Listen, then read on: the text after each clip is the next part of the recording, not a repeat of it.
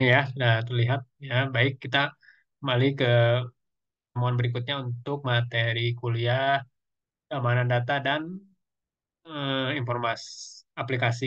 Ya, nah di sini kita akan coba dulu pada pertemuan kali ini untuk membahas tentang keamanan data. Ya, belum nanti ke aplikasinya. Kalau kemarin kan sudah ke dasar prinsip dasar utama dalam keamanan informasi. Dalam keamanan informasi itu kan ada data dan ada aplikasi. Kan ya? Jadi kumpulan data-data yang mempunyai nilai itu disebut informasi. Maka lebih mengerucut lagi sekarang ke keamanan data. Oke, ya. Temuan kali ini ya kita harus tahu nih apa itu keamanan data. Ya. Keamanan data adalah praktek melindungi informasi digital dari akses tidak sah, kerusakan, atau pencurian sepanjang seluruh siklus hidupnya. Tuh, ya, jadi ini salah satu apa yang disebut dengan keamanan eh, data. Ya, nih, lihat. Konsep ini mencakup seluruh spektrum keamanan informasi. Ya, jadi seluruhnya kan, jadi semua. Tuh, kalau informasi itu yang paling eh, atasnya, paling utama di atas ya. Terus ke bawah di breakdown menjadi buah data dan aplikasi. Nah, konsep ini mencakup keamanan fisik, perangkat kelas ya, hardware, lalu juga perangkat penyimpanannya ya. Sekarang kan sistemnya cloud ya. Misalkan berarti itu softwarenya, lalu beserta kontrol administratif dan akses. Nah, ini adalah SDM-nya, bukan ya. Nih, konsep ini juga mencakup keamanan logis aplikasi perangkat lunak dan kebijakan serta prosedur organisasi. Dari SDM itu dipecah lagi. SDM itu kan di situ ada yang membuat administrasinya, prosesnya, gitu kan ya, prosedur organisasinya. Tuh, itu adalah sebuah struktur organisasi yang menggunakan data tersebut. Ya, oke. Bila diterapkan dengan benar, ya strategi keamanan data yang kuat akan melindungi aset informasi organisasi dari aktivitas kejahatan dunia maya. Kan ya? Strategi ini juga melindungi dari ancaman internal dan kesalahan manusia yang masih menjadi salah satu penyebab utama pelanggaran data ini ya pada saat ini. Jadi faktor utama bukan teknologi, bukan hardware atau softwarenya, tapi manusianya ya. Tuh. Keamanan data melibatkan penerapan alat dan teknologi yang meningkatkan visibilitas organisasi terhadap alokasi data penting dan penggunaannya. Jadi kita lihat ya.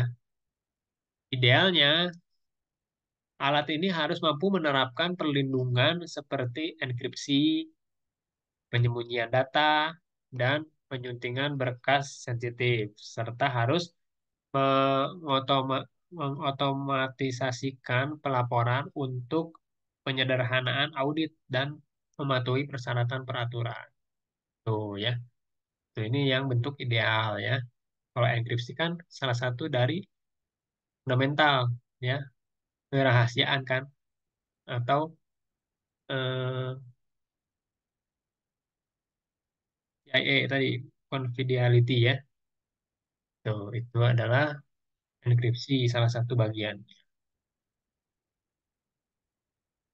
Eh, nah, jenis-jenis keamanan data. Untuk memungkinkan kerahasiaan, integritas, dan ketersediaan informasi sensitif, organisasi dapat menerapkan langkah-langkah keamanan data berikut ini. Iya, minimal 4. Ya. Ini sudah mencakup fundamental sebuah keamanan dalam dunia maya. Apa itu? CIA ya, confidentiality, integrity, dan availability. Kan ya, kerahasiaan, integritas, dan ketersediaan. Nama apa? Enkripsi. Nanti kan masuk ke dalam kerahasiaan. Itu dirahasiain kan semua password. Nah, terus juga di sini adalah penghapusan data. Jadi data-data yang sudah tidak terpakai harus dihapus langsung, supaya aman ya. Lalu disamarkan data-datanya, itu kan ya, supaya apa? Supaya ya tidak bisa diakses atau tidak terlihat itu oleh yang tidak berkepentingan. Lalu juga ada di sini ada ketahanan datanya, ya. Seperti apa data itu bisa kuat ya untuk terus diakses. Kan? Nah, sekarang ke enkripsi. Dengan menggunakan algoritma untuk mengubah karakter teks normal menjadi format yang tidak dapat dibaca. Nah, kunci enkripsi mengacak data sehingga hanya pengguna yang berwenang yang dapat membacanya. Perangkat lunak enkripsi file dan basis data berfungsi sebagai garis pertahanan terakhir untuk volume sensitif dengan mengaburkan isinya melalui enkripsi atau tokenisasi. Bagian besar alat enkripsi juga menyertakan kemampuan manajemen kunci keamanannya. Gitu kan ya? Nah, kemarin belajar ya keamanan informasi kan ya? Kemarin ya. Di sini kan kita enkripsi itu seperti apa. Jadi enkripsi itu password kita kan selalu bentuknya kalau misalnya input ya, dia itu titik titik titik titik ya. Kalau nggak bintang bintang bintang bintang. Nah, itu kan di enkripsi itu. Berarti diaburkan, di hidden atau disembunyikan, disamarkan. Ya, itu proses enkripsi. Misalkan password kita eh, Bandung 103 kan tulisannya kan berarti ada huruf B dan A, N, D dan seterusnya. Ya, nah, itu disamarkan menjadi bentuk yang terlihat oleh orang kan bintang-bintang misalnya atau titik-titik ya. Nah, itu proses enkripsi. Untuk mengembalikan lagi si bentuk tadi titik-titik bintangnya, nah itu harus didekrip ya, didekripsi kan agar kembali ke teks normal, agar bisa dibaca. Tuh, ya. Itu adalah itu tersimpan di mana? Tersimpan di database, gitu kan. Di basis data di sini dan file ya atau softwarenya. Makanya ini adalah garis pertahanan terakhir untuk mengamankan sebuah confidentiality keamanan data ya sini kan. Nah, penghapusan data. Kita lihat. Penghapusan data menggunakan perangkat lunak untuk menimpa data secara menyeluruh pada perangkat penyimpanan apapun sehingga lebih aman daripada penghapusan data standar ya. Penghapusan data ini memastikan bahwa data tidak dapat dipulihkan, gitu kan ya, supaya tidak dapat diambil misalkan ya. Atau misalkan kalau zaman dulu kertas kan di ada mesin penghancur kertas ya dulu, ingat nggak, kayak pernah lihat nggak mesin penghancur kertas itu kan dokumen-dokumen yang udah nggak dipakai tapi resiko kalau diketahui oleh orang lain misalkan, maka dihancurkan, tidak dibakar ya tapi dihancurkan, di kayak apa, digiling gitu ya. Kalau ya, kertas, kalau ini kan bentuknya digital jadi harus dihapuskan dan tidak bisa diambil lagi. Oh ya. Lalu penyamaran data. Nah, dengan menyamarkan data, organisasi dapat mengizinkan tim untuk mengembangkan aplikasi atau melatih orang yang menggunakan data nyata. Hal ini menyamarkan informasi identitas pribadi jika diperlukan, sehingga pengembangan dapat dilakukan di lingkungan yang patuh. Ya, itu. Jadi ini adalah bentuk seperti tadi enkripsi dan apa CAPTCHA, ya, yang kalian sering pakai ya. Nah, terus ketahanan data. Ketahanan data ya, ketahanan tergantung pada berapa baik organisasi bertahan atau pulih dari segala jenis kegagalan. Kegagalan dalam arti menampilkan data tersebut ya, mulai dari masalah perangkat keras hingga kekurangan daya, misalkan listrik habis misalkan ya, atau ngedown karena servernya mati lampu, misalkan. Dan kejadian lain yang mempengaruhi ketersediaan data. Kecepatan pemulihan sangat penting untuk meminimalkan dampak. Ya, jadi kan kenapa servernya perbankan itu nggak boleh mati? Nah, itu kan. Kenapa dia harus tahan banting servernya perbankan? Karena kalau mati aja 1 menit itu bisa rugi. Karena ada miliaran transaksi ya secara online. Apalagi sekarang kan menggunakan mobile ya, menggunakan internet, menggunakan e-banking, internet banking ya. Jangan sampai mati. Nah, itu adalah ketahanan data dalam memberikan akses yang selalu ada ya, atau selalu tersedia bagi pengguna. Nah, berikutnya adalah kemampuan dan alat keamanan data. Lihat ya.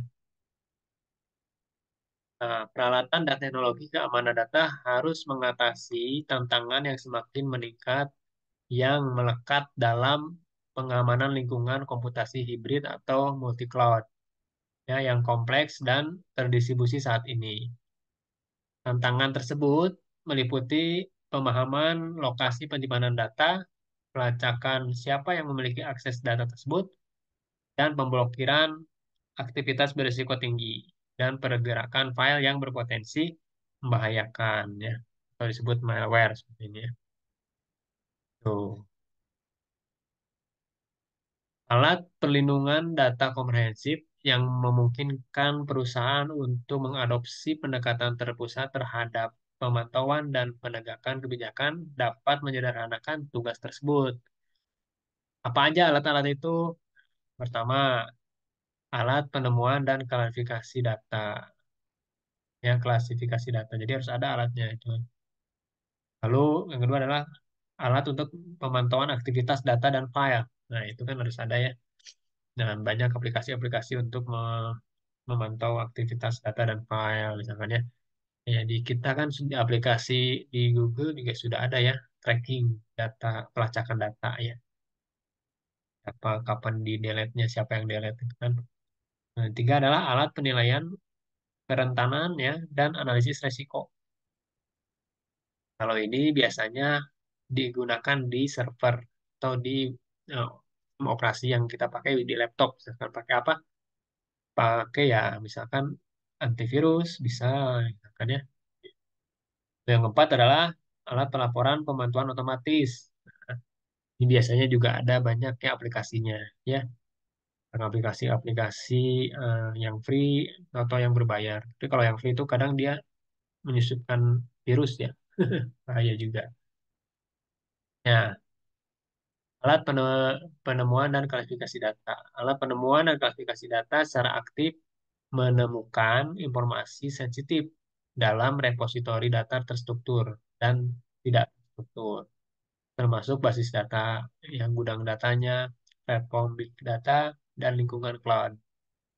Katunak ini mengotomatiskan identifikasi informasi sensitif dan penilaian serta perbaikan kerentanannya. Tuh ya, contohnya apa? Ada yang tahu nggak? Tahu nggak?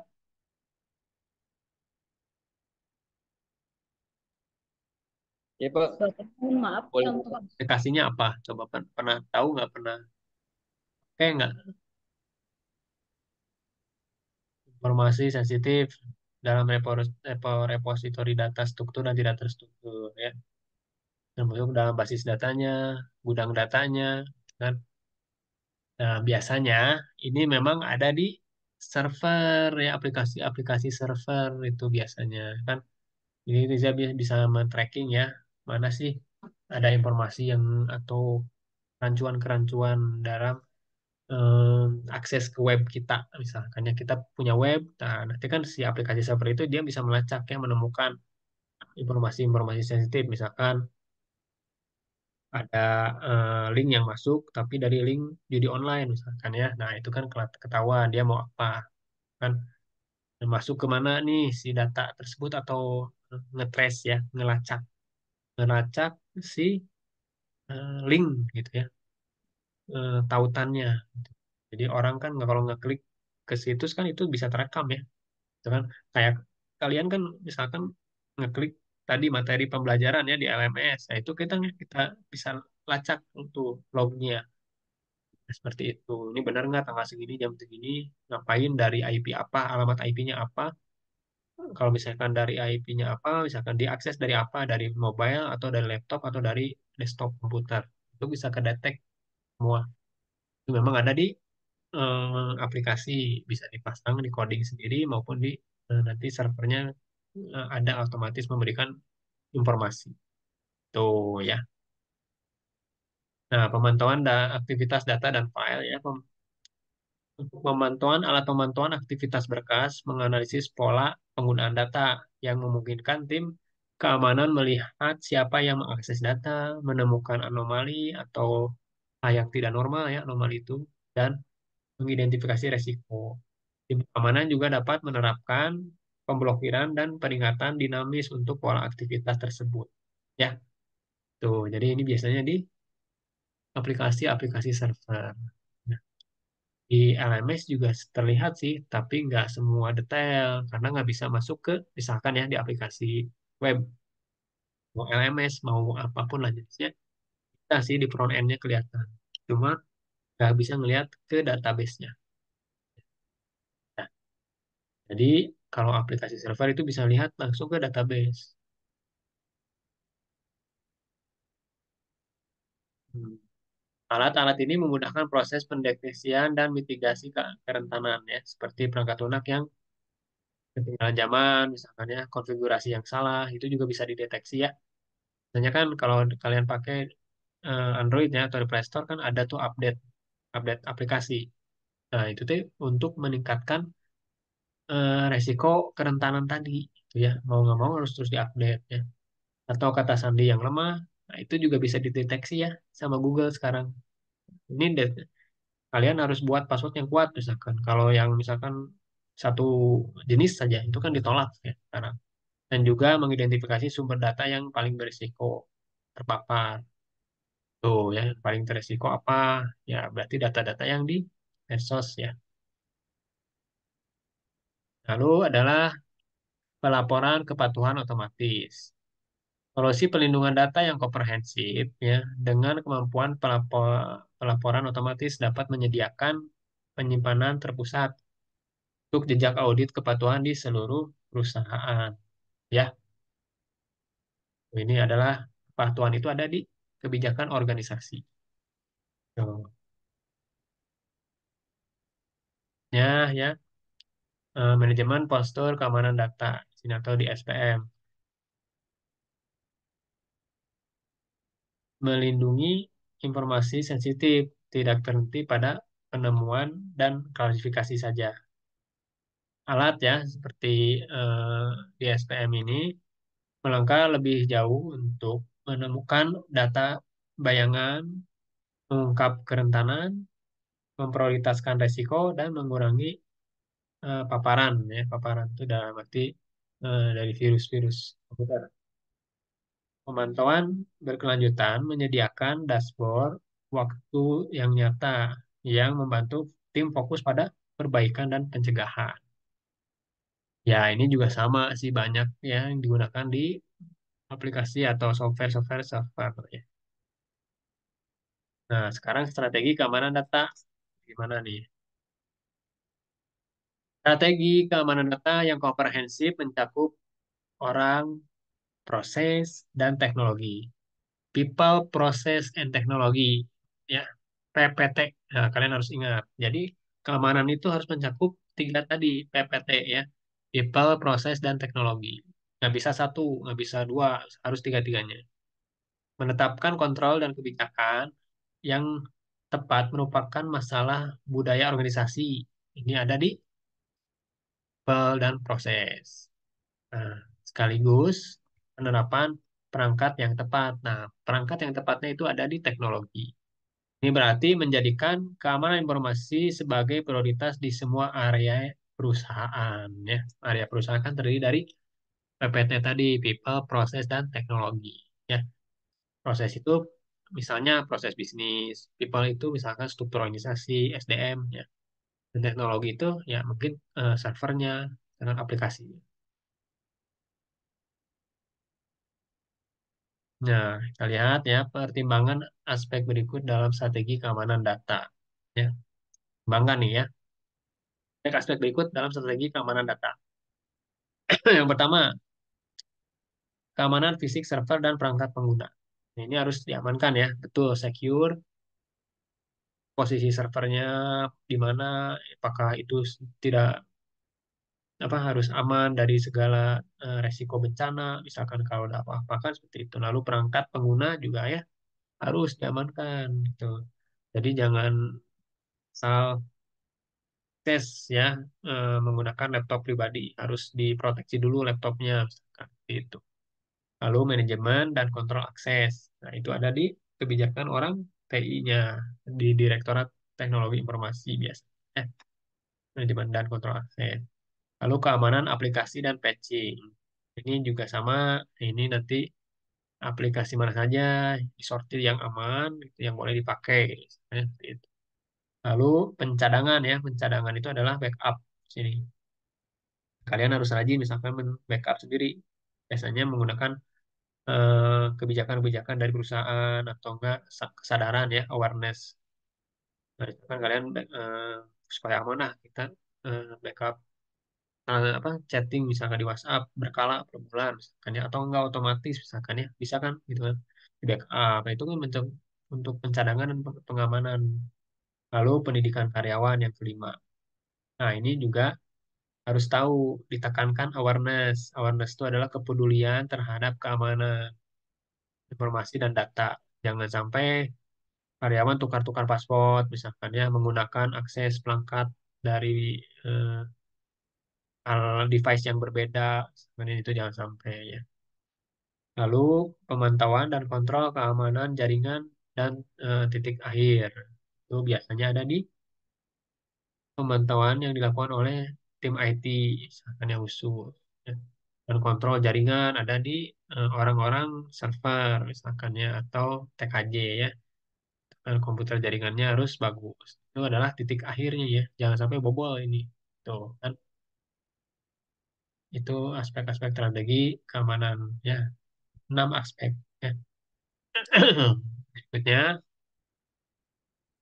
keamanan fisik server dan perangkat pengguna. Anda dapat menyimpan data di tempat, di pusat data perusahaan atau di cloud public. Apapun itu, Anda perlu mengamankan fasilitas Anda dari penyusut dan menerapkan tindakan pencegahan misalkan kebakaran dan pengendalian iklim yang memadai atau bencana alam. Nah, itu juga harus pikirkan. Penyedia cloud bertanggung jawab atas tindakan perlindungan ini atas nama Anda sendiri. Jadi pilihlah, kalian akan menggunakan cloud ya. Jadi cloud itu dalam arti hmm, di di Google, disimpannya di Google atau di Microsoft ya, di OneDrive misalkan ya, itu juga harus dipertimbangkan pemilihan cloud computingnya. Tuh. Lalu manajemen dan kontrol akses. Nah, ikuti prinsip akses dengan hak istimewa paling rendah ya di seluruh lingkungan teknologi informasi Anda. Nah, jadi ikuti ini kebijakan dari orang divisi IT misalnya, harus diikuti. Ini berarti adalah memberikan akses ke basis data, jaringan, dan akun administratif kepada sedikit mungkin orang dan hanya kepada individu yang benar-benar membutuhkannya untuk menyelesaikan pekerjaan mereka. Gitu. Jadi dibatasi aksesnya ya. Tidak semua SDM di perusahaan bisa mengakses webnya keuangan, kan ya. Seperti itu. Tidak semua orang bisa mengakses web eh, di universitas, akses ke registrasinya atau ke student centernya, misalkan ya. Itu harus dipisahkan.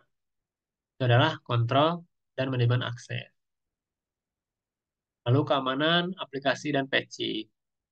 Itu adalah memperbarui semua perangkat lunak ke versi terbaru ya, sesegera mungkin. Biasanya menggunakan patch ya, patch berapa misalkan ditingkatkan atau rilis versi terbaru ya. Bedanya patch sama versi apa? Kalau patch itu hanya sebagian modul saja di aplikasi yang ditingkatkan. Kalau versi itu dia hampir lebih dari satu modul ya. Satu modul misalkan bukan hanya login, hanya tapi ke fiturnya, hanya atau ke desainnya, itu kan satu versi. Ya, kalau patch hanya satu sub-sub modul kecil. Itu ya. Oke. Sekarang backup atau pencadangan ya. Memelihara salinan cadangan yang dapat digunakan dan teruji secara menyeluruh dari semua data penting, merupakan komponen inti dari setiap strategi keamanan data yang tangguh. Hanya kalian kalau misalnya nyimpan foto, misalkannya di Google Foto, nah itu harus pikirkan juga, itu jangan sampai kalian amanah di Google mah, insya Allah ini akan down. Nah itu juga harus dipikirkan ya. Nah, harus ada cadangannya. Misalkan cadangan di hard disk eksternal. Wah, pindahkan dulu hard disk ini misalkan 20 giga semua itu. Biar yang itu tetap ada terus secara berkala. Misalkan per tahun sekali, misalkan atau per berapa tahun sekali ya. Misalkan setahun sekali lah untuk foto Anda dicadangkan atau di backup ke eksternal hard disk. Nah, itu juga salah satu bentuk eh, keamanan data ya. Keamanan fisik dan logis yang sama yang mengatur akses ke berbasis data utama dan sistem ya itu harus di backup, database juga harus di backup ya. Misalkan kalian kerja menjadi programmer ya atau pengembang aplikasi, nah, sarankan kepada pengembang aplikasi untuk membackup database-nya ya, berkala bisa berkala, 1 tahun sekali misalkan, atau 6 bulan sekali ya. Lalu pendidikan karyawan, wah karyawan Anda menjadi firewall manusia ya, itu harus misalkan ya, ini Anda sebagai manajer keamanan informasi misalnya, mindset si SDM-nya harus dirubah.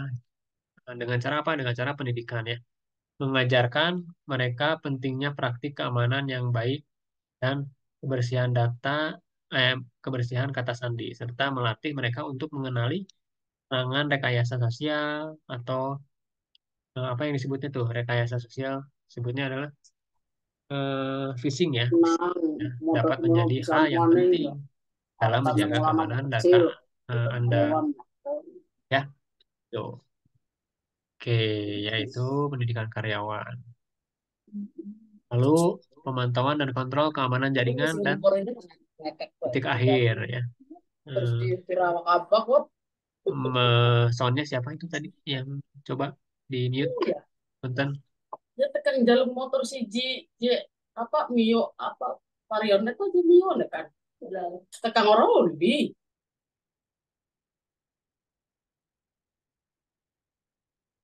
Ya. Nah, pemantauan dan kontrol keamanan jaringan dan titik terakhirnya nih. Menerapkan rangkaian lengkap alat manajemen, deteksi, dan respon ancaman di lingkungan lokal dan cloud dapat menurunkan resiko dan mengurangi kemungkinan terjadinya pelanggaran atau serangan ya. Nah, jadi kalian juga kalau misalnya menjadi seorang admin server juga harus pikirkan ya cara manajemen mendeteksi lalu pemulihan si database-nya seperti apa. Kalau misalnya ada serangan-serangan virus atau DDoS ya, seperti apa. Itu harus dipikirkan karena aplikasi untuk keamanan ini juga banyak ya, memang rata-rata dan semakin tangguh si aplikasi itu ya semakin mahal harganya. Itu juga harus dipikirkan ya. Tuh. Baik, dari sini dulu ada pertanyaan.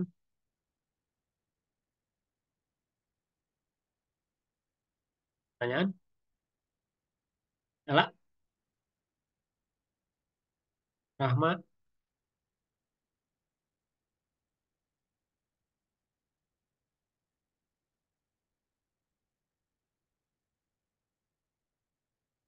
Ya. Jadi dari yang sebelumnya dijelaskan juga sudah jelas ya. Baik, sudah ada konsep-konsep bagaimana strategi cara mengamankan data, ya seperti apa. Nah, ini mulai dari apa tadi harus menyeluruh ya, tidak hanya satu bagian saja. Mulai dari PPT ya, people, proses dan teknologinya.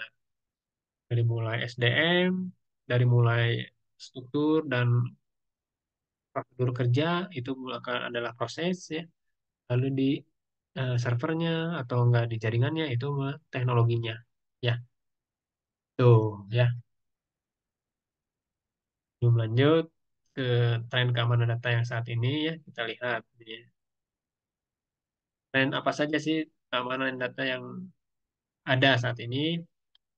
Nah, dalam landscape ya keamanan data yang berubah, perkembangan baru seperti AI ya, keamanan multi cloud dan komputasi kuantum memengaruhi strategi perlindungan yang bertujuan untuk meningkatkan pertahanan terhadap ancaman.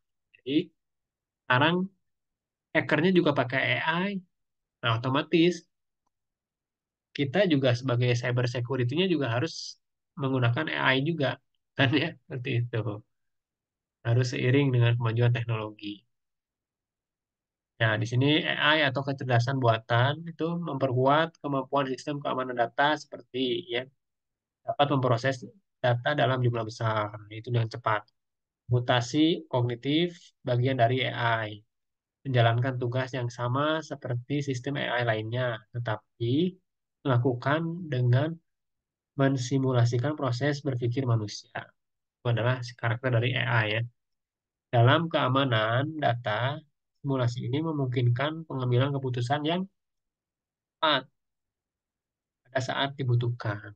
Jadi kita harus buat eh, apa ya istilahnya aplikasi dengan memasukkan program atau coding yang sifatnya bisa diputusan dalam pengambilan keputusan yang cepat. Nah, itu biasanya menggunakan konsep AI tadi kan. Nah, keamanan multi cloud. Definisi keamanan data telah meluas seiring dengan perkembangannya kemampuan cloud computing. Nah, kini organisasi membutuhkan alat yang lebih kompleks karena mereka mencari pelindungan tidak hanya untuk data, tetapi juga aplikasi dan proses bisnis milik sendiri yang berjalan di cloud public atau di tempat. Ya, cloud public itu ya Gmail itu salah satunya. Ya, atau Google Page itu bisa. Ya, yang privat ya itu banyak ya perusahaan-perusahaan udah pakai web sendiri. Jadi integrasi antara yang multi apa antara yang sifatnya publik maupun yang privat itu berkolaborasi. Itu adalah disebut multi cloud. Lalu komputer kuantum ya, teknologi revolusioner kuantum menjanjikan untuk mengubah banyak teknologi tradisional secara eksponensial gitu ya, menyeluruh. Algoritma enkripsi akan menjadi jauh lebih beragam, semakin kompleks dan jauh lebih aman. Nah, itu adalah teknologi kuantum computing quantum computing ya. Gitu. Jadi mengarah pada ke proses algoritma dalam enkripsi dan maupun dekripsi transport data. Tuh. Bagaimana keamanan data berinteraksi dengan aspek keamanan lainnya? Lihat. Nah, mencapai keamanan data tingkat perusahaan ya, itu seperti apa? Kunci untuk menerapkan strategi keamanan data yang efektif adalah mengadopsi pendekatan berbasis resiko untuk melindungi data di seluruh perusahaan. Ya. Jadi basisnya resiko dulu. Awal proses pengembangan strategi dengan mempertimbangkan tujuan bisnis dan persyaratan peraturan. Para pemangku kepentingan harus mengidentifikasi satu atau dua sumber data yang berisi informasi paling sensitif dan mulai dari sana ya. Tuh. Setelah menetapkan kebijakan yang jelas dan ketat untuk melindungi sumber daya yang terbatas ini, mereka kemudian dapat memperluas praktik terbaik ini ke seluruh aset digital perusahaan dengan cara diprioritaskan. Jadi ada aset yang prioritas utama apa, terus dirunutkan. Kemampuan pemantauan dan pelindungan data otomatis yang ditetapkan dapat membuat praktik terbaik jauh lebih mudah dan diskalakan. Jadi skalanya rendah, sedang, atau tinggi. Ya, seperti itu. Diklasifikasikan ya, berdasarkan prioritas. Ya, data mana yang paling bernilai. Misalkan ya. Ini yang tidak terlalu menilai atau medium, sedang. Ya. Ini data yang bisa diakses oleh publik atau masyarakat umum. Misalkan ya, seperti itu. Nah, keamanan data dan cloud. Pengamanan infrastruktur berbasis cloud memerlukan pendekatan yang berbeda dari model tradisional untuk melindungi perimeter jaringan. Pendekatan ini menuntut penemuan data cloud yang komprehensif dan alat klasifikasi, serta pemantauan aktivitas dan manajemen risiko yang berkelanjutan. Alat pemantauan cloud dapat berada di antara perangkat lunak database, misalkan ya, atau disebut database as a device, antara itu ya, di antara database kita dan penyedia cloud-nya itu bisa disimpan tuh alat untuk keamanan ya di situ aplikasi biasanya dan memantau data yang sedang dikirim atau mengalihkan lalu lintas ke platform keamanan kita yang mudah ya yang sudah ada. Hal ini memungkinkan penerapan kebijakan yang beragam terlepas dari lokasi ya. Jadi kalau kita bikin hosting kita bikin web ya terus hosting di tempat orang kan tempat cloud computing lain bisa. Nah, itu di antara database kita yang dibuat itu dan si yang penyedia cloud itu harus ada eh, database as a service. Di situ ada aplikasi lagi untuk mengurangi resiko eh, ini apa ketasan. Kan aplikasinya udah ada atau kita bikin program sendiri juga sudah bisa. Ya, tuh. Lalu keamanan data dan BOD. Ya, penggunaan komputer pribadi, tablet, dan perangkat seluler dalam lingkungan komputasi perusahaan harus meningkat meskipun para pemimpin keamanan memiliki kekhawatiran yang beralasan tentang resiko praktek ini. Salah satu cara untuk meningkatkan keamanan ya, bring your own device atau disingkat BYOD ya, adalah ya dengan mewajibkan karyawan yang menggunakan perangkat pribadi untuk memasang perangkat lunak keamanan atau antivirus misalnya guna mengakses jaringan perusahaan ya, sehingga meningkatkan kontrol terpusat dan visibilitas terhadap akses dan pergerakan datanya. Itu jadi tidak asal ya membawa laptop, HP, misalkannya atau tablet ke tempat kerja. Misalnya. Dan si alat-alat kita harus dipasang dulu, misalkannya pasang dulu antivirus, dideteksi dulu IP address-nya. Jadi itu nanti bisa mendeteksi siapa yang akses kemana, akses apa dia, misalkan ya si SDM. Itu adalah konsep keamanan data dengan bring your, bring your own device ya ke kantor. Tuh kan. Strategi lainnya adalah membangun pola pikir keamanan yang mengutamakan seluruh perusahaan dengan mengajarkan karyawan ya tentang pentingnya keamanan data. Tadi kan ada pendidikan ya. Strategi ini termasuk mendorong karyawan untuk menggunakan kata sandi yang kuat, misalkan yang mengaktifkan autentifikasi multifaktor, misalkan ya, mempengaruhi perangkat lunak secara apa upgrade ya atau mengupdate perangkat lunak aplikasi software secara berkala, lalu membackup perangkatnya dan menggunakan enkripsi data yang ada disediakan oleh perusahaan.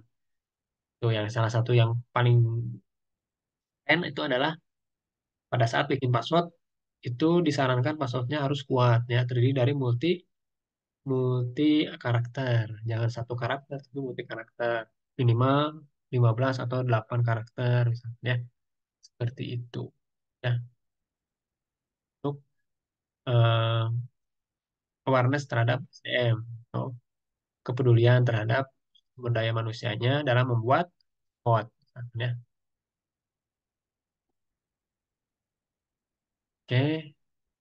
Mungkin sebelum lanjut ya ke slide berikutnya, melindungi data yang penting. Nih, caranya bagaimana? Ada pertanyaan dulu nggak? Ya, saya stop dulu Zoom-nya. Ya.